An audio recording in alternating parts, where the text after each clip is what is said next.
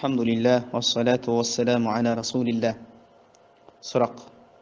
Ханафи мазхабы бойынша намазда екі қолды қайда байлаймыз? Жауап. Намазда Абу Ханифа мазхабы бойынша қолды кіндіктен төмен байлаймыз. Ханафи ғалымдары намазда екі қолды кіндіктің астына байланатындығына байланысты мына хадистерді дәлел ретінде келтірген. Уақиа Муса бин Умайрдан, ол Алқама бин Уайлдан, ол өзінің әкесінен риуаят етеді. Алла баршасынан разы болсын. Пайғамбарымыз былай дейді: Алла елшісі оң қолын сол қолының үстіне қойып, кіндіктің астына байлағанын көрдім деген хадис бар.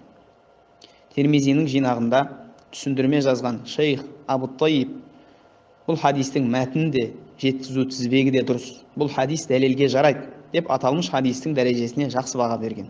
Демек, жоғарыда айтылған хадистің сахих екендігіне дәлел болады. Және сонымен қатар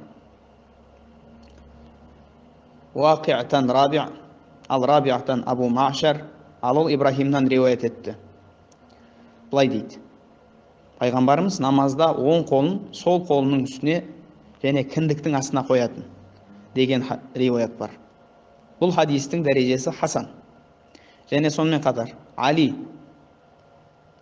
бин Аби Талиб радиаллаху анху былай деп риуаят етеді: қолды қолдың үстіне, оны кіндіктің астына қою намаздың сүннетіне деген Алидің сөзі бар.